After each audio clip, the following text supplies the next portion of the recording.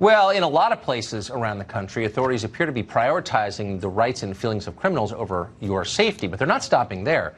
They, at this very same time that our cities are becoming more dangerous, measurably more dangerous, the left is taking active steps to prevent you from protecting yourself. Now, why is that? That's a larger question. We'll let you think about it.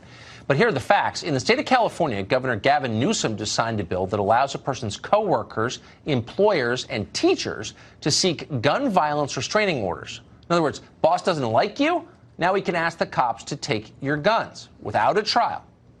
Colion Noir is a gun rights activist, and he joins us tonight. So this, I understand, is being sold as a way to make America safer. A, is there any evidence that this would make America safer? No, it's not. You can't name any of the most recent mass shootings that would have been prevented because there was a red flag law in place. Right. And to be honest with you, I'd go so far as to say this is probably one of the most dangerous pieces of legislation passed in most recent history with respect to gun control laws. Because the fact that he's broadened the type of people who can bring these types of claims, it basically turns this law into a social political weapon. I've had conversations with individuals who simply thought I was crazy because I had more than 3 guns. So what do you think is going to happen now when you embolden these people with a law that says, guess what I can do now? I can get into an argument with you, and if you raise your voice to a certain level that I don't like, I can now consider you crazy, go and report that, and then have your guns taken away. And even it doesn't even have to be successful.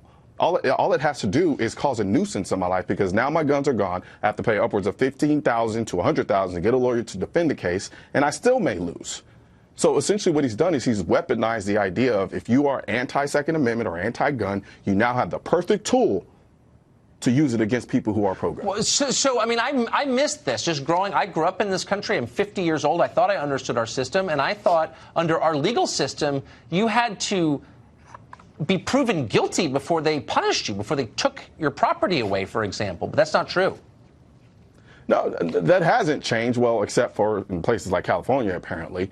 But yes, we have a due process right here in this country. Just because you think something is a good idea, you don't just get to waive my right and say, well, no, I believe this is going to work, so therefore your rights don't matter anymore. And seemingly they only have that type of liberal idea of rights when it comes to the Second Amendment, and it's quite baffling. Well, so what if I think you've got terrible judgment? What if I think you're going to vote for the wrong guy? Can I take your right to vote away?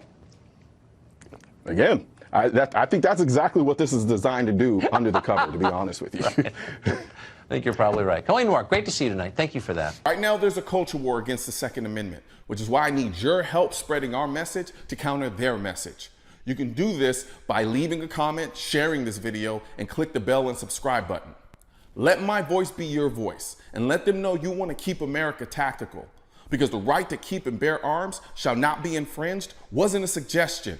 It was a directive. Also, if you're wondering where to get your I will not comply, I lost all of my guns in a boating accident, the AR-15 is protected by the Second Amendment, and your state-specific Keep America Tactical shirts, click the links in the description section of this video.